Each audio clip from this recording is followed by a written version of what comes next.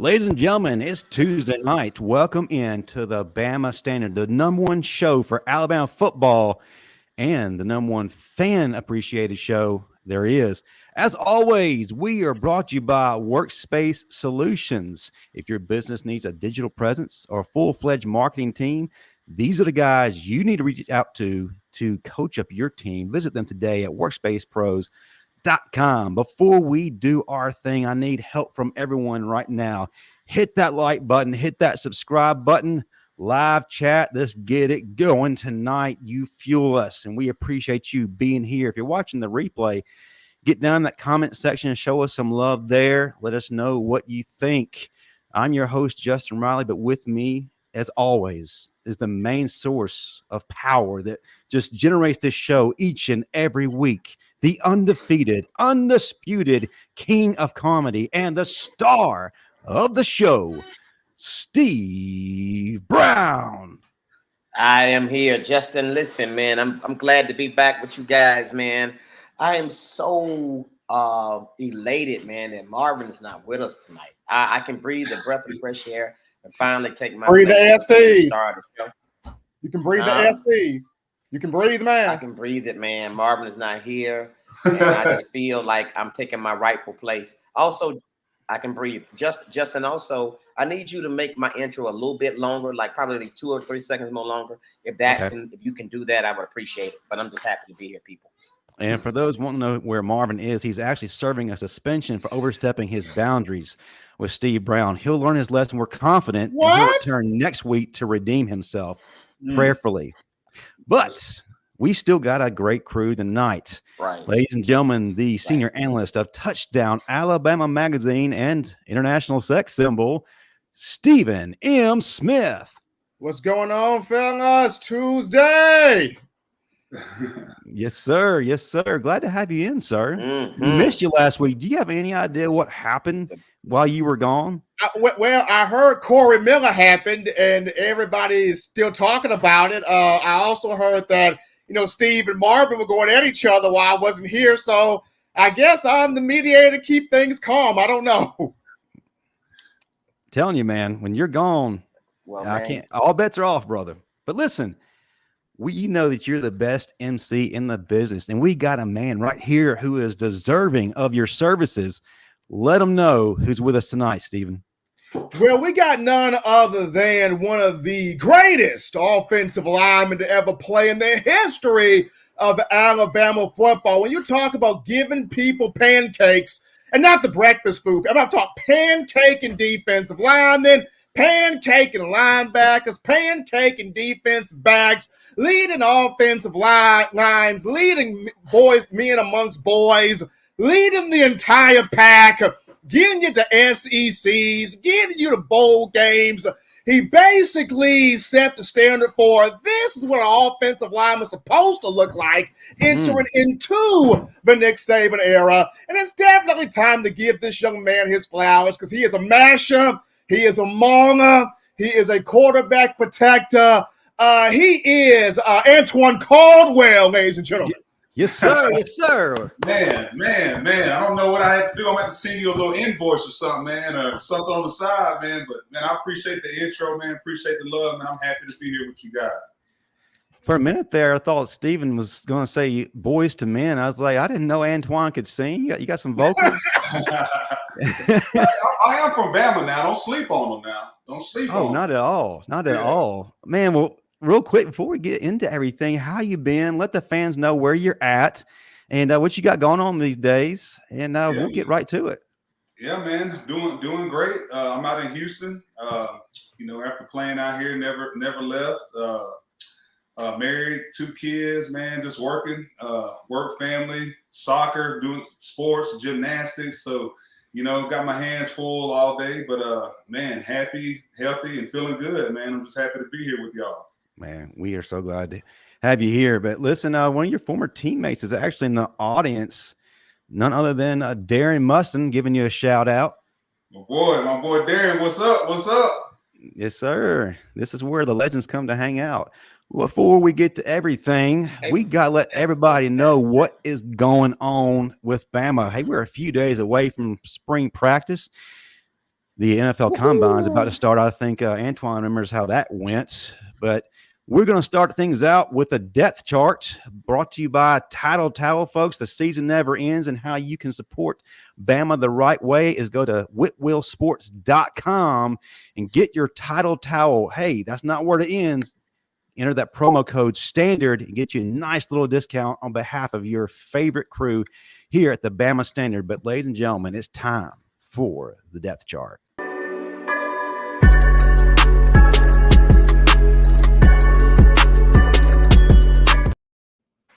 Well, folks, as we all know, spring practice for Bama football begins Monday, March 4th. So Monday, March 4th, the first day of spring practice, you got Kalen DeBoer speaking to the media. You got assistant coaches being able to talk now, something that was not done in the 17 years of Coach Saban. But you got assistant coaches being able to talk now, early on in spring practice. So it's going to be fun. You get a chance to see the positional groupings, whether it's quarterback, offensive lineman, wide receiver, defensive back, that defensive secondary. How many freshmen can see the field in that defensive secondary after you lose Kool-Aid McKinstry, you lose Terrion Arnold, you lose Jalen to the draft, you lose several guys to the transfer portal. So how many of these freshmen can make an impact? And then you look at, of course, the NFL Combine is this week. Everybody at Lucas Oil Stadium in Indianapolis for the annual Underwear Olympics, as I like to call it there. It's going to be fun. You got 10 Bama guys that'll be there. Who will be the sleepers at the Combine? Yes, sir. Who will step up and surprise some people? What will Terrion Arnold run in the 40-yard dash, his on-field workouts? How will Kool-Aid do? How will Justin Boyd do? Will Reichert, could he be a highly drafted kicker? If the last big-time kicker as of late that we saw drafted was Roberto Aguayo out of Florida State. I think he went second round, 47th overall in the 2017 draft. And prior to him, a long time back, you had Sebastian Janikowski in the 2000s draft, drafted number 17 to the Raiders. So how high can Will Reichert go? Just a very fun week here when you talk about spring practice here. You talk spring practice, you talk A-Day coming up, and of course the NFL Combine. Man, exciting times for Alabama guys. Real quick, Antoine, what were your fondest memories of the Underwear Olympics, i.e. the NFL Combine? Man, just a hectic time, honestly. Like, you go from, the training, you do 6 to 8 weeks of training, right after the bowl game to kind of get ready for the, the Underwear Olympics. And then you get up there, man, you talk about fast and furious. Like, I know your day's full of interviews and you get pulled and prodded on through all the medical evals. And then, it's like the coaches and everybody up there takes pride in, you go to sleep at like 10 o'clock, 11 o'clock at night, and they wake you up at 3:30, 4 o'clock in the morning to start testing and start everything else. So they want to see you running on empty the whole week, but still see you perform at your best, which is just, it's kind of counter to what you really want to do, but that's kind of what they want to see while you're there. See if you can perform when you're not at your best. So, I remember that, and but I also remember taking some time while I was there, like, man, this is what all this work has been for throughout, through college, man. I felt kind of grateful being in that position to be able to even do it. On one hand, you annoyed and you irritated, but on the other side, I'm like, man, it took a lot to get here. So you definitely want to seize the moment and, definitely want to take advantage of the opportunity while you're there. So Antoine, for you, like, what was more, I guess, pressurizing or tough for you? Was it the team interviews, talking to coaches, talking to execs with teams, or was it trying to make sure, let me run this 40 right, let me do these on-field stuff right? Like, What was more pressurizing for you when you went through it?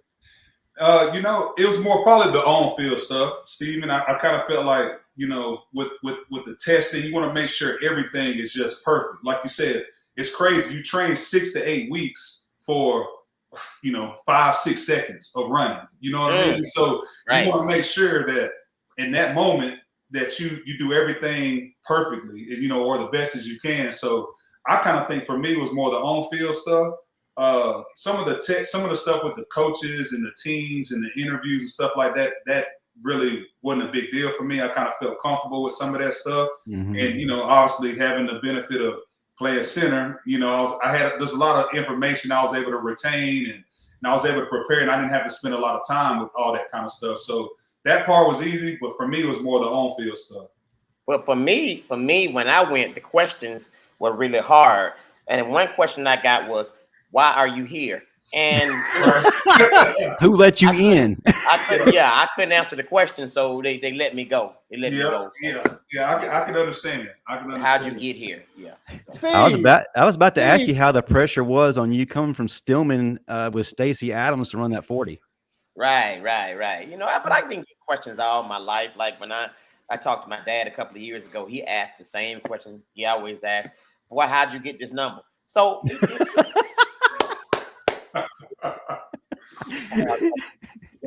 Oh gosh. I ain't mean to bring my personal business into this. No, man, this is a place. This is a safe place. We can talk about anything. We can even talk about Marvin since he's not here. Right.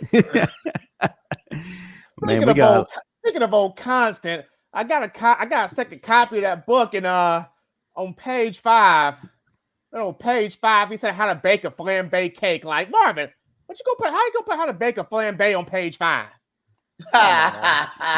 Definitely missed his editors, right? Yeah. This is Steve. Good question here. Who is Marvin? Right, exactly. It's all about me. That's it. The Steve Brown Show featuring the Bama Standard and them. There it is. No, we miss Marvin, guys. He's going to be out tonight, but we still can bring the fun and entertainment. Let's get to the first subject. Antoine, we brought you here because probably one of the most heavily criticized position groups on the entire team last year, well, actually about past couple of years, was the offensive line. So people are wanting to know what the adjustment is going to be like for them in this transition period, especially as spring practice quickly approaches. As Steve and M. Smith said, it's going to be here on Monday.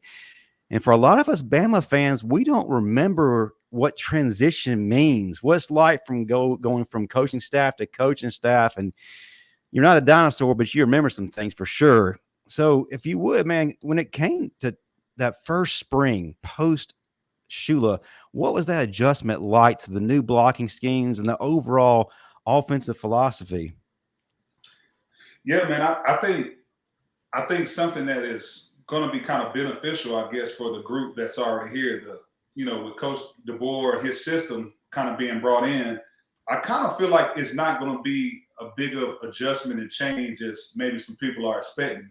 I think some of the RPO stuff, some of the spread concepts that we have been running probably the last 3 or 4 years, is something similar that Coach is going to be bringing in. So, I kind of look at for the guys, it's going to be a lot of, more of the same, different terminology, obviously, but, you might say, you might make a call, something's called orange. Well, with Coach DeBoer, it might be called red, but it's a similar concept. So I think a lot of those guys won't be as big of a step or a learning curve as a lot of people are expecting.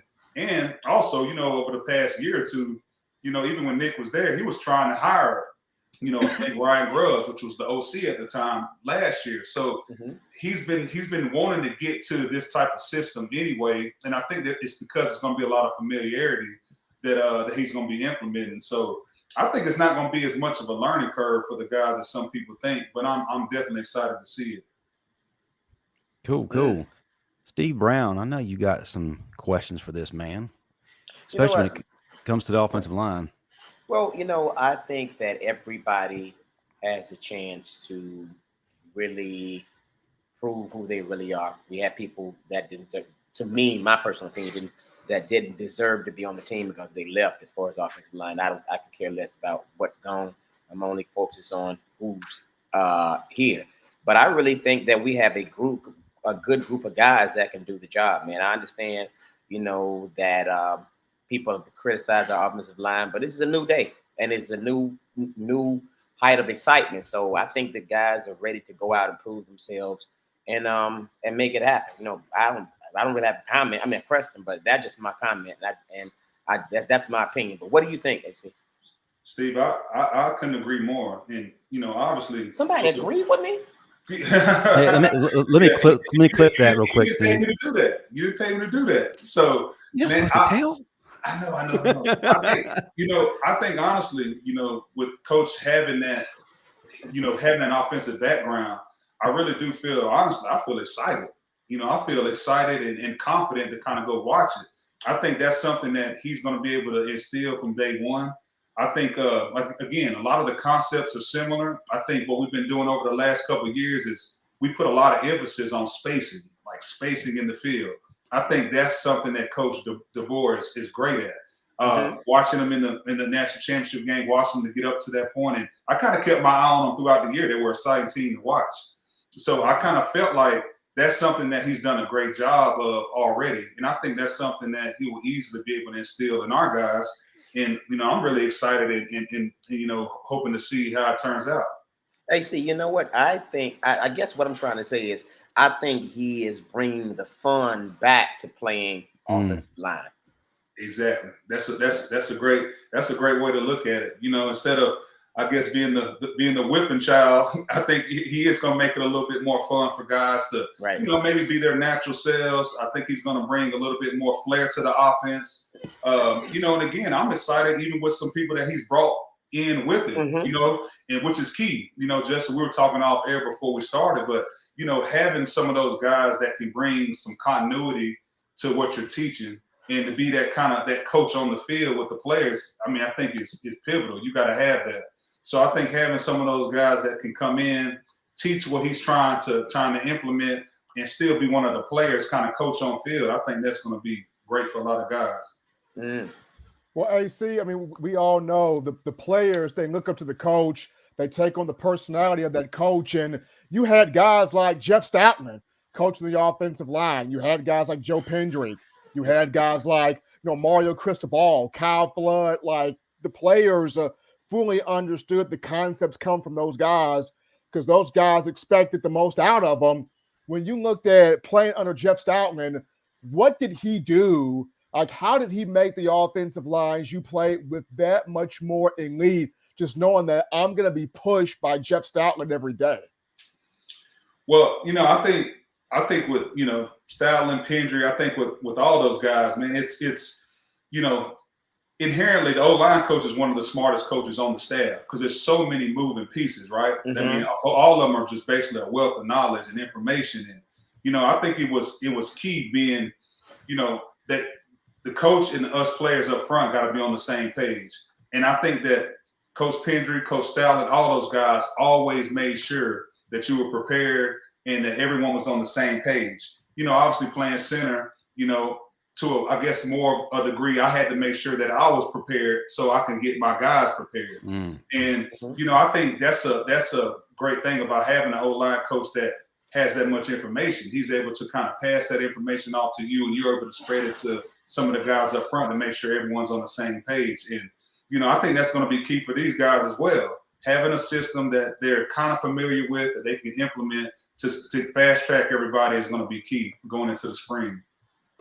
No doubt, man. And Antoine, I know that you've had a chance to see kind of what we have returning as an offensive line. We talked off air about Jaeden Roberts, and Tyler Booker, two guys. Their resume speaks for themselves. They are the undisputed leaders of that offensive line. They're going to be bringing it, but we need to know about the new faces that are going to be lining up beside them. What do you need to see from those guys? Well, I think first off, people talk about this system, kind of that the West Coast and all that. They talk about, it's a lot of flair sometimes, but they don't know how physical guys are going to be, how dominant guys can be. To me, that's what I'm going to be looking at is, can we take some of that stuff that we are going to be excited about, all the bells and whistles, but let's have those new guys step up and be dominant pieces up front. I kind of think in last year, a couple of years in the past, we haven't been as physical and dominant as I would like for us to be. I think this year is something that's what I want to have be a point of emphasis. I want to see guys go out there and kind of set the tone early on in the game. We can do all the motions, we can do all these different concepts and all the RPOs and all that. But at the end of the day, when it comes down to, can we get a 4th and 1? Can we get a 4th and 2? fourth quarter comes around. You know, we talk about holding up the fours and all that. That's to me is where it all makes the difference. Do we have guys that can set the tone up front? That's going to be physical. That's going to be demanding, and that's something that I want to look at early on from some of the young guys that's coming in. I'm liking what I'm hearing from you, and I'm on the same page as you. You know, I heard somebody say something that was really interesting to me. They were like, "Well, he's bringing the West Coast offense and this and that to the SEC. Is he ready for the SEC with what he's bringing?" But you got to understand something. That question can go both ways. Is the SEC ready for what he's bringing, especially with the players Bama has? That's why I'm not concerned at all. I think we got some studs coming in on the offensive line. I think the center was a great pickup. I understand the other guy's gone, but this guy's coming in with experience, you know, so it really, really helps us. He's not a really big center, but I think we didn't in the past. We didn't have really big centers that were very dominant because they knew what to do. So I'm excited about about everything Bama, going forward. So I'm not skeptical. I'm not scared. I'm excited. I think we're going to surprise a lot of people up front. Exactly. And I just think back on, when we have been very successful. I mean, you look at the offensive coordinators we had, you had Lane Kiffin. He brought a lot of those same concepts. Steve Sarkisian, which that's what he was about. The same, coming from USC, having those different West Coast concepts, a lot of motions, great with spacing. Well, this is literally who DeBoer is. This is how he kind of cut his teeth. So with better players. Exactly. I think better players that, like you said, people are asking, is this going to fit in the SEC? Well, these players already been here. They understand what it's like to be in the SEC already. So when you bring in some of those different concepts to kind of match with that physicality and what it takes to be in the SEC, again, I'm very excited to kind of see what we're going to be. When I look at this offensive line and I look at the new O-line coach, Coach Kaplovich, he's got a ton of guys to work with. I mean, he had success at North Carolina. He has success at Michigan State, made Kenneth Walker II a superstar as a running back. And now you come over to Alabama where you've got Tyler Booker back. You've got Jaeden Roberts. You've got Elijah Pritchett. Then you bring in a transfer, Parker Brownsford. Not to mention, you got Olaseni. Where's he going to fit in here? You got Miles McVay. Where's he going to fit? You got Wilkin Formby. Where's he going to fit in here? You got Rock Montgomery. You got all of these different dudes that can really do some stuff, whether it's at offensive tackle or offensive guard. This offensive line has 7 different formations it can have. And what's going to be fun is where do you end up putting Tyler Booker? Do you keep him as a guard, but he's mean enough? Do you kick him out at tackle and put one of those young, mean dudes at guard? There is so much Coach Cap can do with this group. Yeah, man, I kind of share that same sentiment. I feel like depth has been kind of an issue for us in some years past, and I feel like this year, like you said, it's a lot of guys that we can kind of interchange to kind of see truly who is our best 5. Thinking back to when I was there, you got to go through that process. You got to go through those battles. You got to go through all that to say these truly are our best 5 guys. Well, we got a lot of pieces to kind of slide around and work with that we truly going to be able to answer that question this year. And it's not going to be one of those emergencies where, we got to just slide this guy in because we don't have anyone else. So I really do think that's going to help us out tremendously, especially later on in the year. Real quick, we got a nice donation here from Kelly Weathersby, $19.99. Thank you, Kelly. Personally, really excited to watch what this coaching staff will do with our team. Loving the fresh perspective / style of coaching. Despite the negative nannies, we're in for a fun season. RTR. Tell you what, that's someone else who was in for a fun season is actually in our waiting room. Stephen M. Smith, you're the MC that's above all MCs. If you would, bring him on stage. You know what? We got him in here. He's now playing for those Birmingham Stallions right now. We got greatest hair, beard, the pride of Louisiana. got national championships, SEC championships. Don't let the 3-star fool you. He'll cut you up on the field. We talk about a slot man, a kick returner, a quarterback if you need one. His name is Slade. I'll call him Blade Up. We got Slade Bolden in here. Yeah. Can I say something real quick? Never I gotta gets say old. this. I gotta say this real quick to you, man. You're now with the Stallions. That's really cool. But I just feel it and I believe it, and I'm affirming. You won't be there long. You won't. NFL, I see it. I still see it. NFL, I still see it. Keep pushing. Keep pushing. Remember, I said at the start of this show. The star. Yeah, I'm the star. You know what? Let me call Tua. Tua, get Slade to Miami. Tua, get Slade to Miami. Hey, remember I said that now. If they paying, I'm playing. I'll go wherever. It is Right. It is what it is. Congratulations, man. Yes, sir. Congratulations, brother. We're on excited. the first step. I mean, I appreciate, obviously y'all having me on as always. It's always a fun time, and thank you for congratulating me. And Steve, I'm with you, brother. I appreciate that. This might just be my journey. The Lord has a plan for all of us, and this might be a part of my plan that He has for me. So if that's what it is, I'm gonna do whatever it takes to take advantage of every opportunity. And at the end of the day, I'm blessed just to be here. I wasn't even supposed to start at Bama, so for me to be able to continue to play the game that I love 2 or 3 years after college, it's a blessing. And that's something that I keep telling myself every day that, lets me know that it's not as bad as it seems, So I hope y'all can hear me. I'm outside at the hotel. Yeah. You're coming in loud and clear. He got a hotel. Okay, good. Wait a minute. Perfect. He's got a hotel. Hotel, Marriott, my boy. It's all right. For training camp. Oh, okay. I ain't know. I just heard you at a hotel. Stirring up things. But yeah, Slade, one of the main reasons. What happened to Bo? Huh? We thought he was with you. Well. You just told him. Oh, wait a minute. You just told him. Hold on now. Bo is at a hotel too, somewhere. Yeah, he is. Yeah. He didn't tell me. I had to come for it. You just down him out, Slade. Come on, bro. So y'all let the hotel.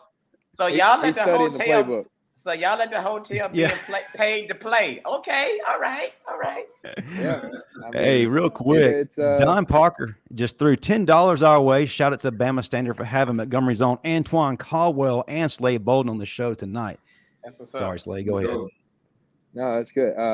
No, honestly, just kind of give you all a quick little update. I mean, it's when I was a rookie at Baltimore, we had to share a room with somebody, which was different, but I was like, I'm a rookie.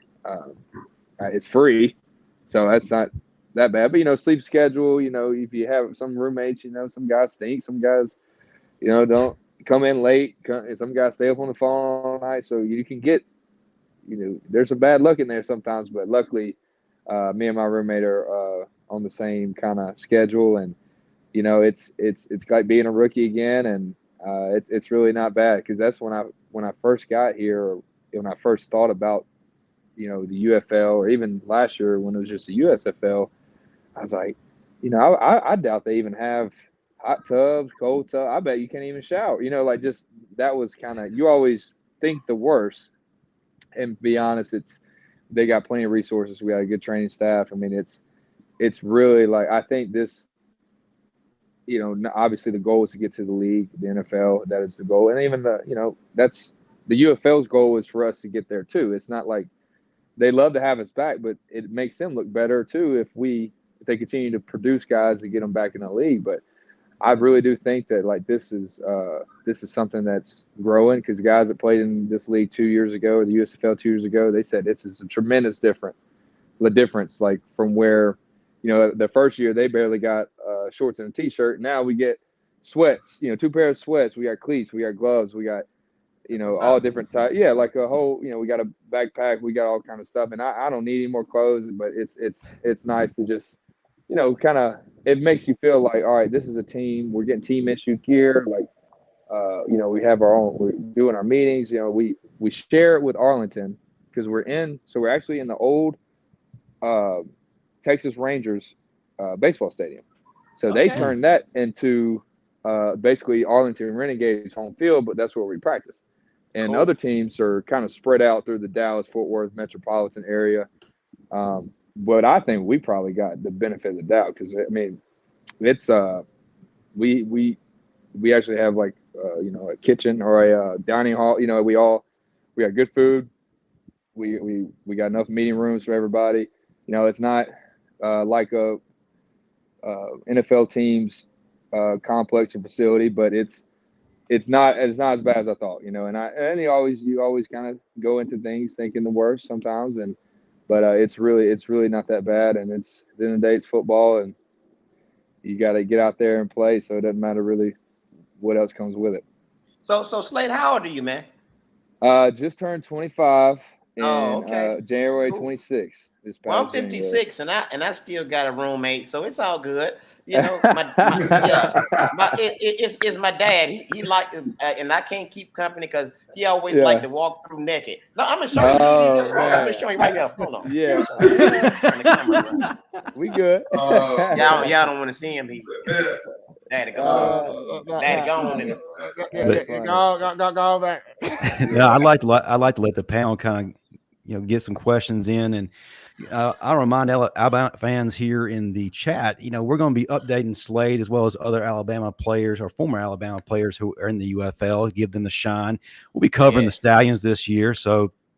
Slade, I want to kind of start things out. Let's talk about the comfortability this being established between you and that quarterback room. Stallions fans remember Jamar Smith coming back, but they got an SEC face coming in that's new to the team, Matt Corral. What's that relationship building been like so far with those guys? Well, I'll say this. Funny thing, I'll kind of come back to Matt, but so when I was in high school, Coach Holtz was at Louisiana Tech, and that's like 20 minutes from the crib. So I was, a 16, 17-year-old, I was going there a lot because I was trying to, get on the college campus as a, high school kid. I was like, oh, this is so cool, even though, I love Ruston, but it ain't nothing T-Town, of course. But I was like, so I was visiting a lot. And so I was in Coach Skip's office a lot. And I really liked Coach Holtz when I was getting recruited. But, and he understood. Like, he knew what it was when Bama came calling. I mean, that happens to a lot of guys. So Jamar was there. He was I think he may have been a sophomore when I was getting freshman, sophomore. So I met him in high school. So I've kind of known him for a minute now. But so I've kind of already had that relationship. But I'll be honest, we got 4 guys in the room: Jalen Morton, Adrian Martinez, and Matt Corral. And like I've really clicked with all 3 of those guys. I feel like and they're good dudes. The only issue right now is the first day. I'm not getting reps with every single one of them because they're rotating, we're rotating. It's it's kind of hard. I think me and Adrian connected on the ball today, but we're rotating so much now. We got so many guys, and I think that's good. Keeps us fresh, but it's also kind of hard to get that connection on the field. But by the time we're in week 3, I'll probably have a good connection with everybody. But yeah, like me and Matt, we've kind of talked a little bit. We even talked about our 2021 game, and like today I was discussing about how their defense played us in 2021 and how I had to come down and block a safety that would come down and stay like at 10 yards, just some stuff that you remember. Like, I forget a lot of things, but there's some things you remember playing this game. And that was something that we just kind of joked about today. But no, he's a good dude. He's special for sure on the field. And I can't wait to just really, see how these guys come out and play. So I'm excited, and I know we got some time to develop that chemistry, but I can't wait to when it really comes together. I'm gonna let Steve go next, and Steven Smith and Antoine, y'all, what you got for this man? Oh, I'm good, man. I'm just excited for you, man, and I'm still in my congratulatory phase, man. And again, it doesn't end here, man. It doesn't end here. Just keep working, continue to pray hard and play hard. Trust me, it's gonna happen, man. I'm looking forward to it. I believe it. Thank you. Yeah, definitely, man. I would say, oh, sorry, Stevie. Yeah, man, Slade, I would kind of go back to what you said at the beginning, man. You were talking about kind of, maybe this is your journey, to get to where you want to go. And it just kind of reminds me when I think back to when I came to Bama, man, I was, believe it or not, I was 245, 250 pounds, signed to play offensive line.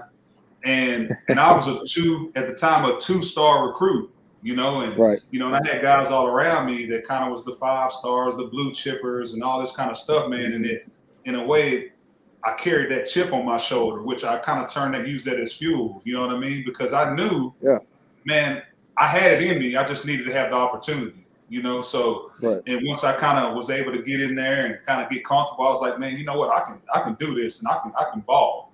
And I kind of see that and feel that with you, man. Not us never even meeting, never having that conversation. I can kind of see you've got that energy, you've got that fire. And, man, I'm just going to be praying for you, man, that you stay healthy and you end up, you know, on track and getting to where you want to go, man. I like Steve said, man, I can kind of see that, and I'm hoping everything goes your way. Anton, I appreciate that, bro. I mean, that means a lot. Hopefully one day we can make that connection and meet you in person. But I like how you just described how when you came in, I've always had that chip on my shoulder, you know, and not to where like, oh, you know, everybody's doubting me. You know, I'm not here to prove anybody wrong. I'm here to prove myself right. And that's because I believe in myself more than anybody else. And I do believe that sometimes you have to go through things because maybe at that time there was something that you weren't ready for. You know, you had to go through something that would change you, or, you know, whether it's mentally or physically or spiritually, you had to go through something to get ready for what's coming in the future. So, you know, if this is what it is, and this is what that part of my path is, then I'm gonna take full advantage of it and embrace it. I feel you because I bought a new suit because I know I'm gonna need it for court eventually. I'm gonna need it. What? Stephen Smith got chip on his shoulder because he got pancake block out of his question by Antoine. Man, nah. That's right. But Blake, my thought to you is I kind of want to take you back to, we know spring practice for Alabama, this current team coming up here on March 4th. Yeah. Going back to, you know, 2019 season, Alabama's coming off of not winning a national championship. You win the SEC, but not the national. What was that spring practice like, that March, going through that April, not winning a national championship? What was that like? One of the hardest off seasons I've ever had in my life. I mean, it was intense. Spring practice was intense. I mean, it wouldn't even like, we did the same thing the next year. Like, whether, you know, what we did on the field, what we did in practice, what we did in the weight room, but it was like the atmosphere, the environment, the intensity was so much different. And I don't even know if Coach Saban even like implemented that onto us. I think it was just like something that we were like, okay, like we can't do this again. That was when I was starting to come up and like, all right, I can contribute to this team. Whether it was on special teams, mainly it was on special teams, but, you know, in the Wildcat package. And so I actually started making some moves there down in the spring, and I feel like we had a lot of guys locked in, and that's I think 2019, that season was one of the seasons that I wish I had back, just because, and I, you know, I wish I could have back all of them, you know, the ones that we didn't win, but I feel like 2019 we had the best offense in the country. It's just we had some guys get hurt on defense, and we had some young guys had to step in. I remember, you know, C. Harris is a dog. I mean, he balled out. Now in the league. He balled. Yeah, he's killing it, and he's going to continue to ball. And it's like, but he's a freshman, you know, and we had Shane Lee, he's a freshman too, and those guys just probably just weren't as ready as I think we had Dylan, who got hurt, and Josh McMillan was going to play the middle too, and that's very key to your defense, having that having your mic there to, you know, communicate. That's usually who communicates to the defense. So now I don't know if that was what hurt us. You know, obviously we went down there and got in that Voodoo Stadium in Auburn, Alabama, and shit hit the fan, and so stuff started not going our way, and some fluke stuff started happening. But we still let you know, a really good 2019, you know, one of the best college teams ever, a 2019 LSU team, beat us, and I don't think we should have. You know, let them. We hurt ourselves a lot in that game. You know, with fumbles, drop punts, turnovers. So, you can always go back and look at that, and that's one of the ones I do take away a lot. Like, that was our offense was so good. I mean, we had 4 first-rounders. We had Mechie. We had, I was back there. It was crazy, and our O-line was ridiculous. Our running back room was ridiculous, and we had Tua. We had Mac. I mean, it was a very special year that unfortunately didn't end the way we wanted it to. Yeah, no doubt. Well, listen, folks, we're going to get things a little bit more cheerful. One of the things that we used to do was we celebrated our top fan, right? During the summer, during the off season, we had the Bama Standard Top Fan segment every single week. Well, we're bringing that right back in for you guys because we're going to celebrate y'all, the best fans in the world. And tonight we start things out. Ladies and gentlemen, he is the host of one of the most popular, if not the most popular Alabama football platform on TikTok, and has a very successful show called Talking Bama. Ladies and gentlemen, welcome in Josh Tucker. What's going on? Josh, what's up, man? Hey, What's up, Josh, let's get to it. What do you want to ask me? What do you want to ask me? All right, so listen, the only reason I'm here is because of you, brother. You started the show. I agreed because you was here. I was like, as soon as I saw, I was like, I got to be there, Justin. I love you and all, man. But Steve's there, man. I started the show. I got to come by. So the TikTok, man, I appreciate you shouting that out. Slade, man, I follow me back, bro. I've commented on your stuff, I believe. I think it's your page. It's Roll Tide Nation. I call you Super Slade Bolden, bro. You were like, bro, I love you, dog. You killed it, bro. I appreciate it, man. Thank you so much. That means a lot. Pulling for you at the Stallions, too, bro. Pulling for you there, too, bro. Thank you so much. Hold on, I'm getting to it, brother. But hey, they said that before I left work today, too. They made a joke like that. I thought it was pretty funny. But AC, real quick, brother. I saw you said somebody you had to go in about 5 minutes, man. I just want to say when I was a Jet, bro, my pops used to talk about you all the time, man. How great you was on the O-line. When I told him I was coming on tonight, he was like, no way. Super dope, man. And just shout out Roll Tide. Justin, thank you for having me, man. I'm a super fan of the show, bro. Super Roll Tide fan as well. I run a show on TikTok. We do it Saturday nights at 8:30. Have different guests on, different stuff like that. I had D'Lo Davis, Alabama DB, on a couple weeks ago. We chatted things up, so looking to continue that. I would love to have any of you guys on if y'all would like to come on, bro. More than welcome. Just shoot me a DM on there. I'll talk with you guys. Okay. That's what's up. Well, Josh, what questions do you have for anybody on the panel? You got a couple there. While your time is here with us. We'll go, Steve, real quick. Tell me how. I want you to break it down real quick. What makes you the star of the show? What element do you bring for the star of the show? Well, I want to hear your description. I'm glad that you asked, and a lot of people DM me and ask me, but they don't ask me. They just know that I am, and they congratulate me. It's just my pure presence, and the thing is, people love me. They love me, and I feel like I'm a handsome guy. And I carry the show, and that's pretty much. It's self-explanatory. Look at me. That's what I was saying, right? I see you, man. I lead the guys follow. Yeah, I lead and the guys follow, and the women love me on here. All right, that's it. I mean, how do you follow that? I know, Antoine, you have to go, brother. We greatly appreciate you spending time with us as always. We have to do it more often. I know you got a crazy schedule, but before you pop off, tell folks how they can find you, what you got coming up on next. Yeah, I mean, I'm not huge on social media, but man, Facebook, just my name. On Twitter, it's Twan6Deuce on Twitter. If anybody wants to hit me up on there. And again, man, Justin, I appreciate y'all having me on, man. Love the show. Steve, we go way back, man. Appreciate you. Keep doing your thing, Steven. Appreciate y'all having me on. And Slade, man, God bless, man. Keep pushing in the top fan. Roll Tide, my boy. Keep doing your thing. Yeah. Right. And see, another reason I'm to start the show because I know people. Thank you. I know people. Yeah. I know That's people. Right. That's right. Hey, That's right. Sometimes it's about who you know. All right, Antoine, take it easy, Antoine, brother. call me later. Appreciate it, bro. Antoine, call me later. Call me later. Yeah. All right. Josh, what dope. you got for Slade? I know you got Slade, something. yeah, I got a good Come on. one. All right, Hit me man. with So something. Come on. in the playoffs, when we played at Cincinnati, okay. Sauce Gardner, a lot of people talked about how good of a DB he was. The biggest matchups were our wide receivers, how he lined up.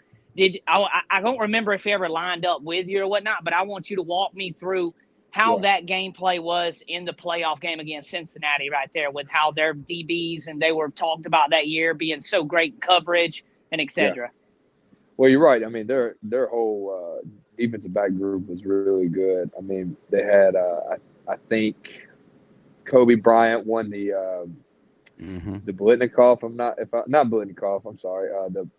The Thorpe, wasn't it? Thorpe. Yeah, I'm trying. Thorpe, Yeah, Blitnikoff's receiver. Anyway, and we knew Sauce Gardner was who he was. I mean, he's long. He doesn't really bite on many things. If he gets his hands on you, he's good at just staying with you. I went against him a couple times. I ran I think I had a basic or basically 10-yard in route, and I remember him staying on me pretty good. But I think I got him. Got enough separation on a deep curl. Just real quick split release, got inside, try to fool him with some speed, and came out the break, and I got some good separation, but I didn't get the ball. And that was only 2 times, because I remember, because it's only 2 times that I really went against him. But no, he won. He was all pro for a reason, especially as a rookie. Yeah. He's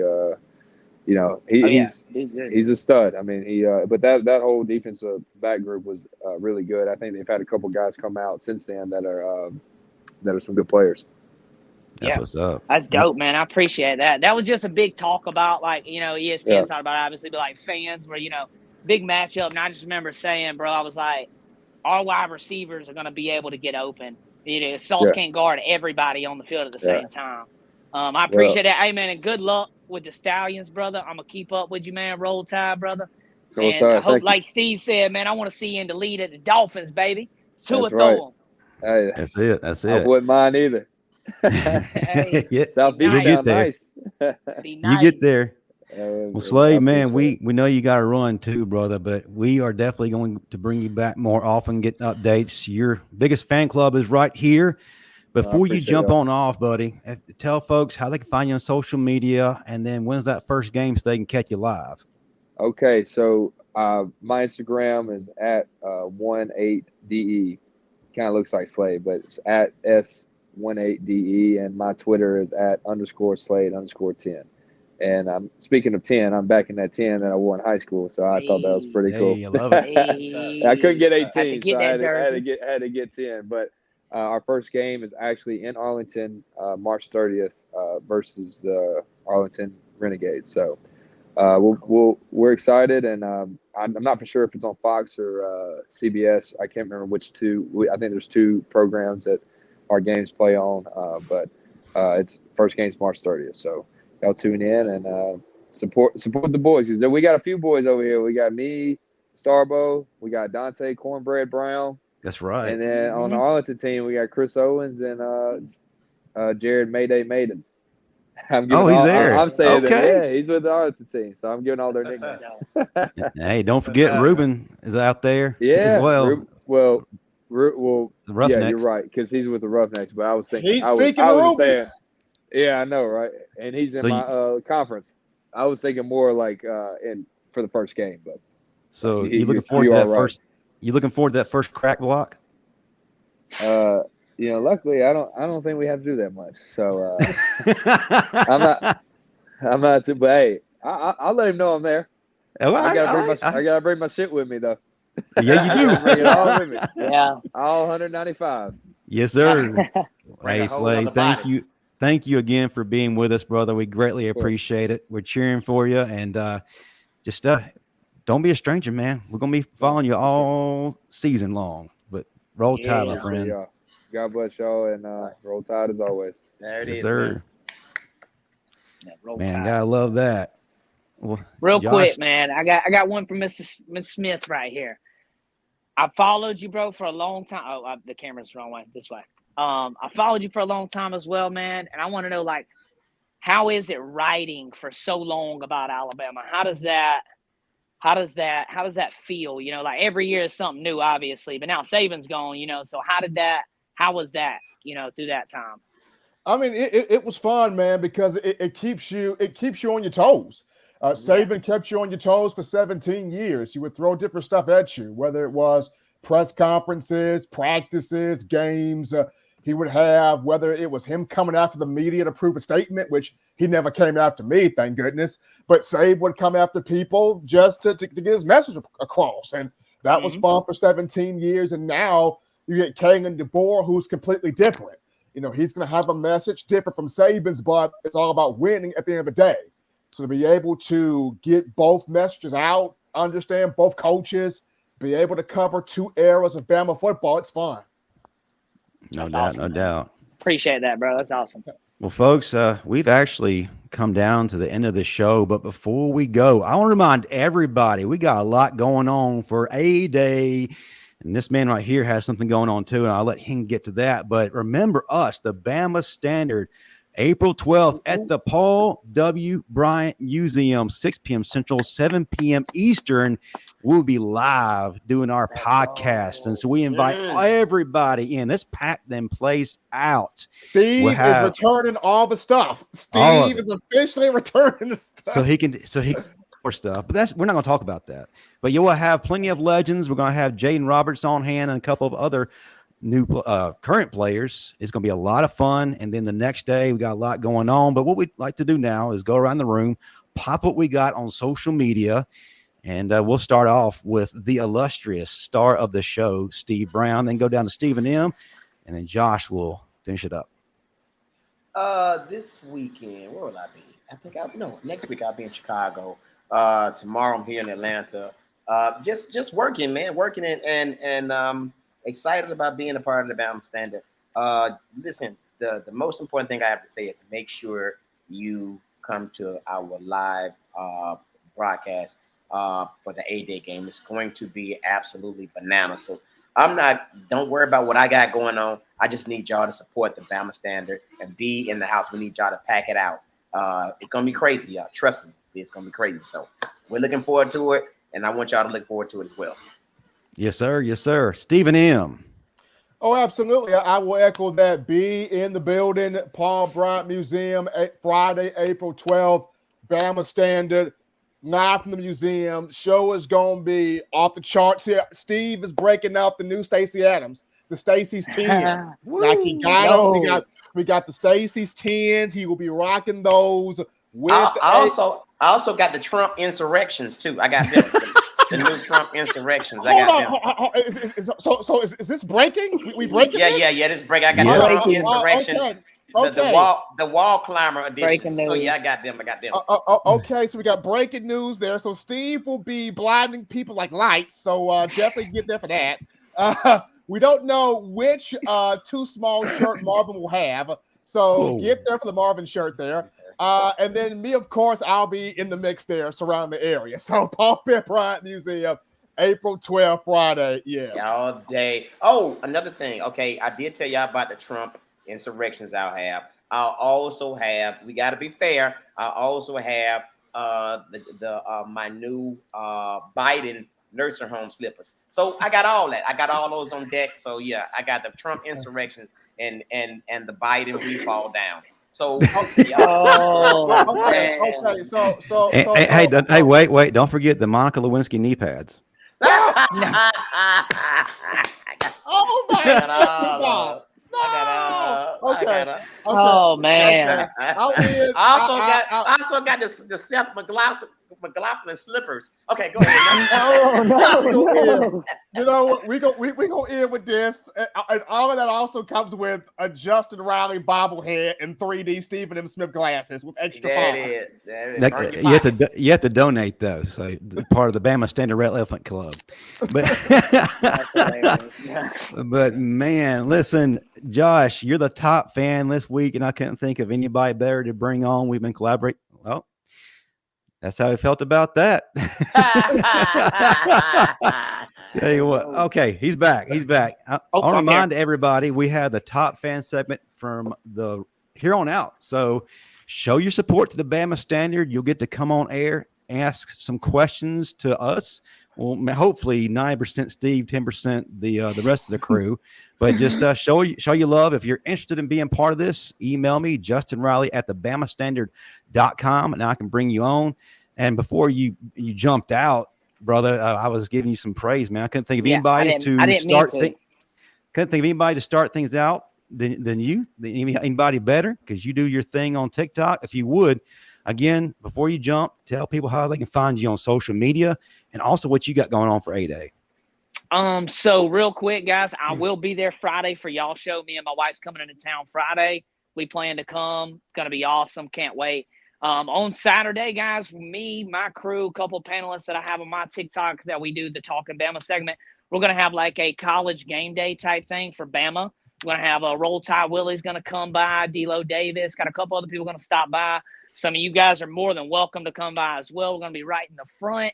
And yeah, just going to have a good time, kind of like a live show. We're going to have a live stream, kind of talk football, get people to chat, come by, give their opinions on things. I can make a little short video at the end of everybody's opinions, and then kind of see how that kind of fluctuate, kind of fun stuff there. But yeah, you guys are awesome, man. I watch y'all show a lot. Justin Hughes supporter, man. He's really cool. If you guys ever want to come on my Talking Bama, Steve, I think I follow you on my other page too. It's called I Am Jay Glaze. That's my personal page. But okay. Yeah, dude, Roll Tide Nation is my TikTok. It's Alabama football, Roll Tide Nation. If you type in Alabama football, I am the first page that popped up because I created the first page on TikTok before Alabama even made one. I was bored with COVID, and I was like, yeah, I'm gonna make a Bama page, and then I just blew up. And then my video went viral this year from the Iron Bowl. I took my shirt off, I yelled at the TV, I punched at it, and it like went crazy. And Barstool posted me, so a lot of my fans kind of came from that too. But we've turned it into a show now. We got some really cool people on Talk Bama Ball. It's kind of for the fans type deal as well. I love what y'all do as well. And like I said, if y'all ever want to cross, hop on, Justin comes on with me sometimes. You guys are more than welcome to come on and let's chat it up, man. There it is, man. Man, we appreciate it. Hey, been a great show. We appreciate everybody in the chat. We appreciate the best fans out there. Listen, we couldn't do it without you. Just want everybody to remember that. Thank you to the super chats. And hey, next week, we're going to be talking about spring practice because things are getting wild. And we got some great guests on the way. And time for March Madness, we're going to have a couple of guests coming in too. So Mark Gottfried will be in the house. Oh, Stephen M. Smith, you mentioned this. I got an email today saying that Pat Surtain will be coming here. So be on deck for that. Finally, my NIL phone call dropped. About time. That's it. But I remind everybody, the fun doesn't stop. Later tonight, 8 p.m. Central, 9 p.m. Eastern, the final whistle. Go ahead and check out Matt Caddell, Chris James, Dan James, Ty Hayes, and Lushawn Gray with Daniel Petty. Probably one of the most entertaining podcasts other than this. Check them out. And then tomorrow night with Cici Payne, the Crimson Dynasty, 6 p.m. Central, 7 p.m. Eastern. We got all the content in the offseason you need. And hey, remember, A-Day at the Paul W. Bryant Museum. That'll do it for us. Roll Tide. Roll Tide. Rolling.